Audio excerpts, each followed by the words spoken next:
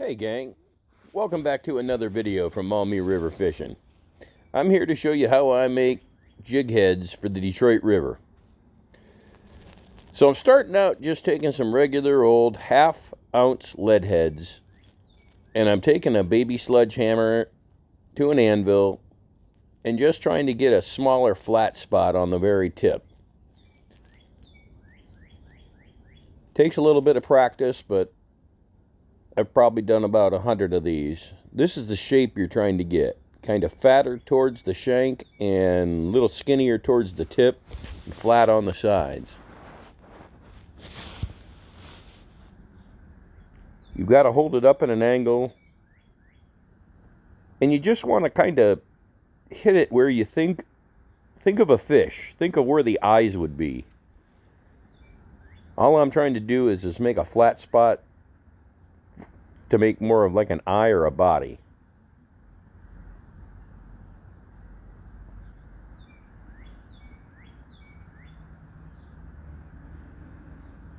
If you don't have an anvil, just use some concrete.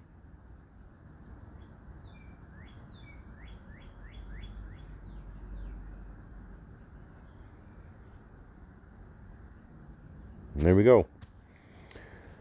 Step one, take some regular lead heads and just pound them down. Kind of make them look like a little arrow or a point. That's it. Step two, paint time. Now, I use the vinyl paint on the first step to just add some base color. Nothing more, nothing less. Just going to add some base color to these. Yellow, orange, pink, and green.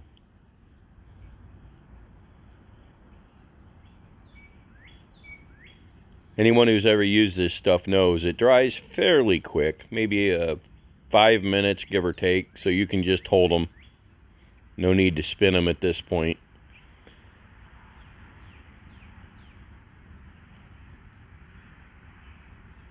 After about 8 swipes with that, you can wipe that drip right off, just on the edge of the bottle. So here I am holding it and spinning it, just to try to make it as level and lay flat as possible. You don't really have to do this, but I'm just doing this because I'm blowing on it because I want to speed up the process. Now what I do, I like to put a pool noodle on a piece of PVC pipe. And as you can see, it's starting to drip. The reason I do this is that I'm going to end up having to dry this, but I'm going to catch the drip first. This is normal. You always have to do this once or twice.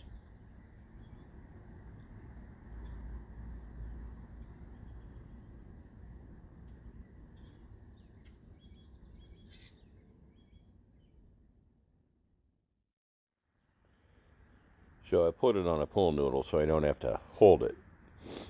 And you can still get the drips off and work on the next jig. So again, just take that little drip off. You don't want to let this dry all the way. This is maybe 3 minutes in. I'm going to let it sit for about 4 minutes here.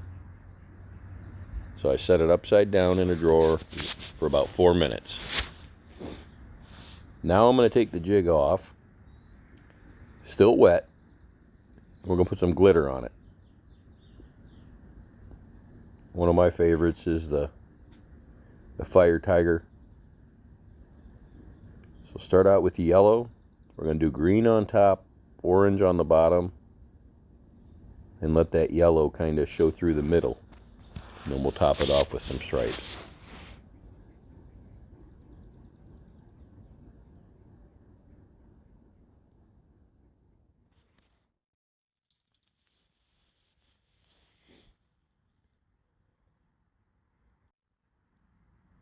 There's really no right or no wrong. Let your imagination wander.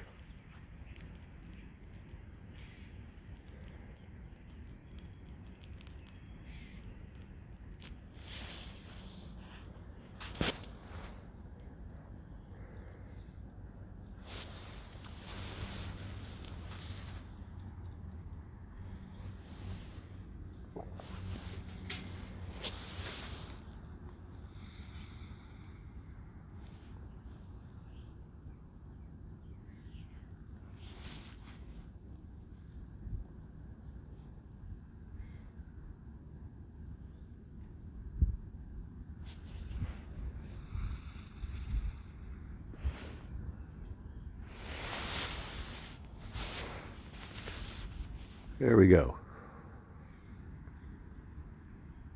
That's about how you want her to look. I see a little spot on the one side that I could hit with just a little more, but other than that, she's looking really good.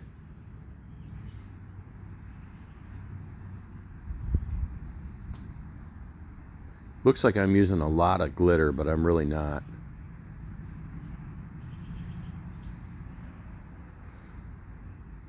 Sorry about the focus. All right, step 2. Grab the orange.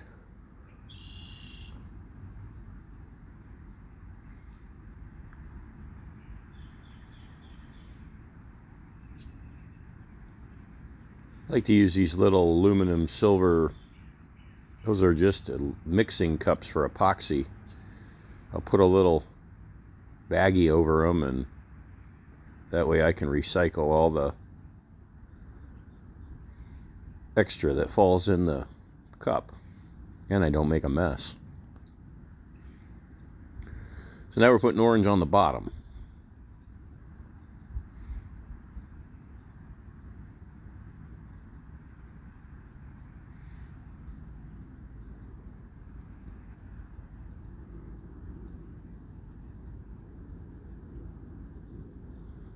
And again, you only want to do this, you got to do this when it's still just a little bit wet.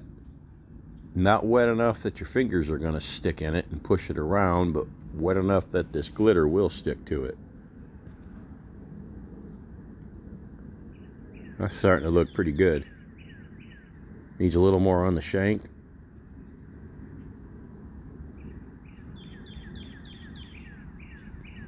And I'll show you a little trick here that I like if I want to get a real dark spot. I'm going to put a fairly excessive amount of glitter and then just push it right into that paint. Again, if the paint's too wet, it's going to move the paint around. You don't want that to happen.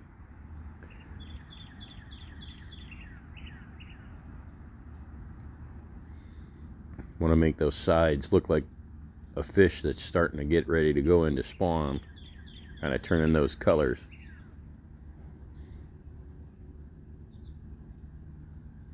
Alright, that's it. Take a look. Step 2. Or step 3, technically. Applying the glitter. Alright, now I'm going to let this sit overnight.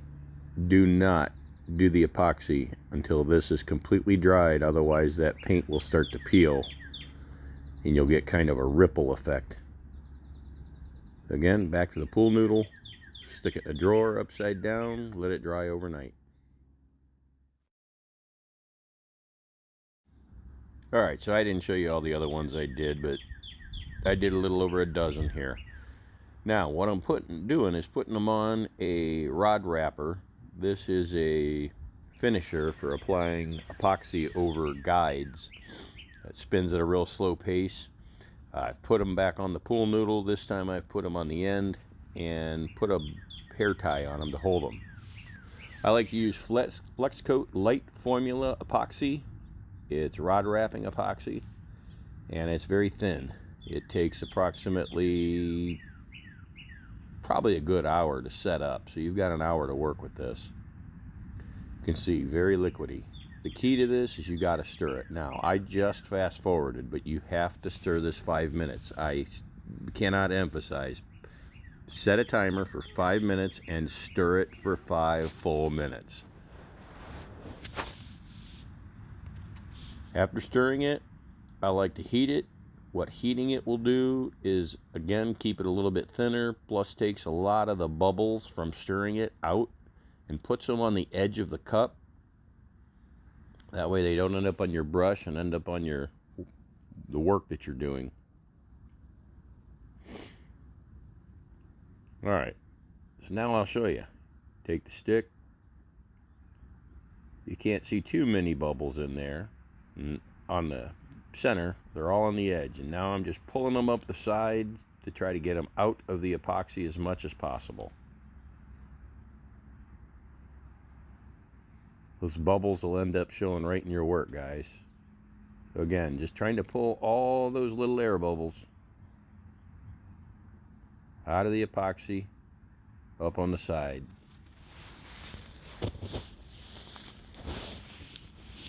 That's why you use metal cups, because heat has that effect on that epoxy. So note, I'm using an alcohol torch.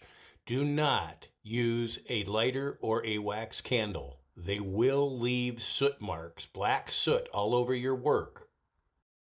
Step 4, we're going to apply a good clear coat and a good amount of rod wrapping epoxy.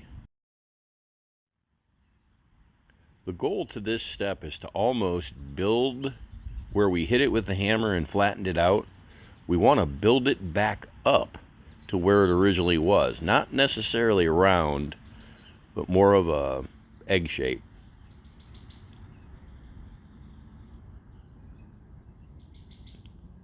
So here we're just applying the first coat, and then we get her to spin. Now I'm applying heavy epoxy. I am drenching these things. You can almost tell they're starting to turn around again real quick.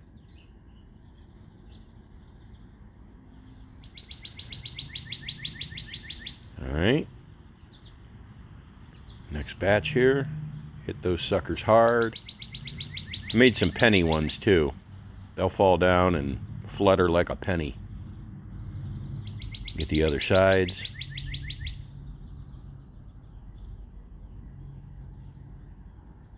All right. Now we're just going to let those spin for a little bit. Kind of set up a little bit. Again, you got a good hour to work with these. It's still running. Now what this is mica pigment. This is ink black color mica pigment. Mica is what you would get to marbleize things with epoxy. Makeup is used mica. I'm going to take this straw and put about 4 little straw tipfuls. You don't need much. But what I'm doing is making this epoxy black now. It's just a tint, if you will. And since your epoxy's already stirred up, this you're just mixing more or less to get the color. Now the trick to doing the stripes, that's what we're doing this for, is you got to let this epoxy set up for at least another 5 or 10 minutes. You want it to look like cake batter before you attempt to do anything. That's way too thin right now. You can see it's just runny and almost like a milky type of consistency. Okay, now we come back about 5 minutes later. You'll see when I stir this, it looks a lot more like cake batter.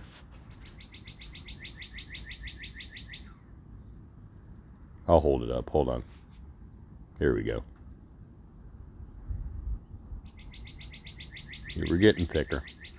Still not there yet. That's still not there. That's still a little bit too runny.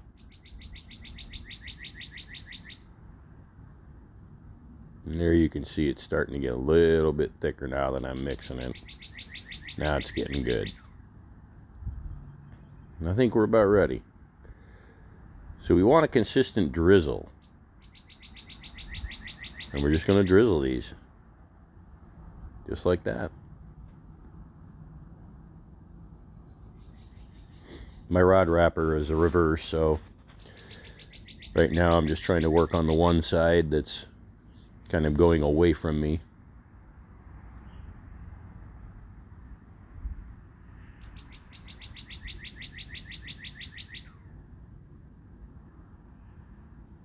That's a good drizzle there. That's what you want. Still just a little thin.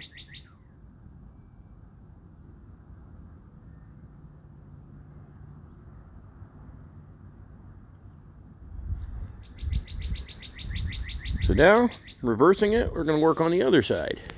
Side coming towards us. You get the gist.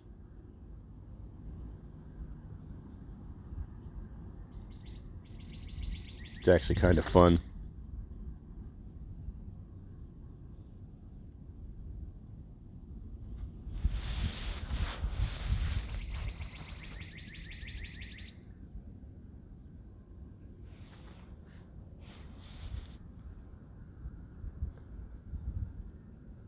Alright.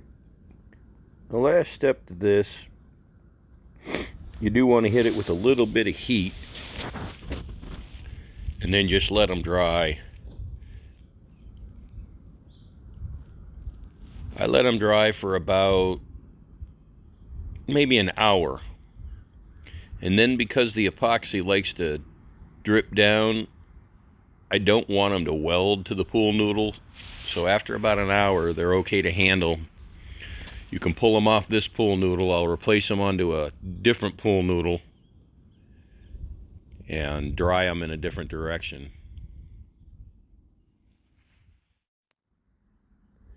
And other than that, that's it. Here's some of the finished products.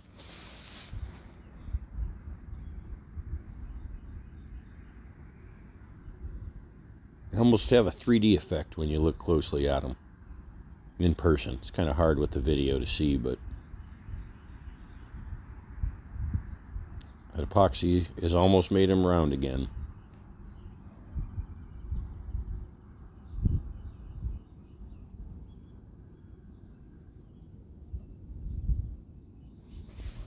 Show you some better close-ups here at the end.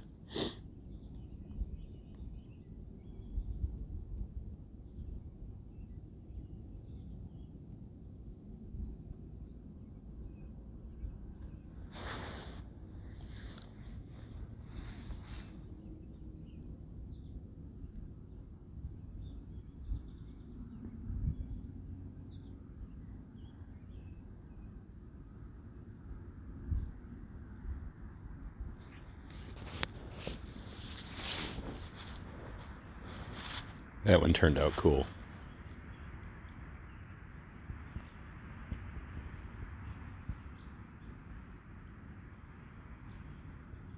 I like the colors in that one.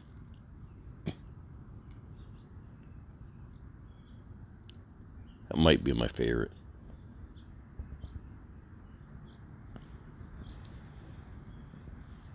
That one I took the green paint and drizzled yellow over it to start out with the base coat. So it's a green and yellow drizzle.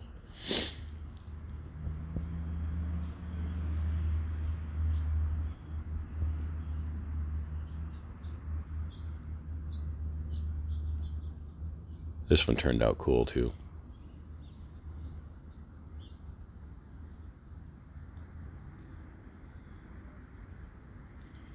That's the best part about it.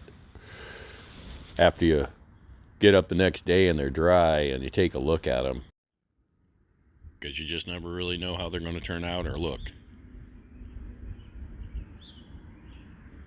This one, here it is again. That's the yellow and green base coat up close.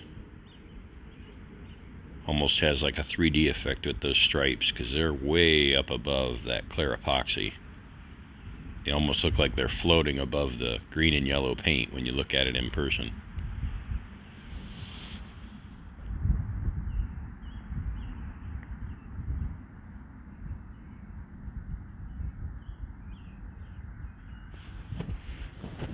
And here we go. Pretty happy. They all turned out real well. Guys, as always, I appreciate you watching my channel, watching my videos, and supporting my channel. Without you, I wouldn't be here, or have a reason to do it. So as always, thanks for watching. I hope you enjoyed the video. Good luck, and as always, good fishing.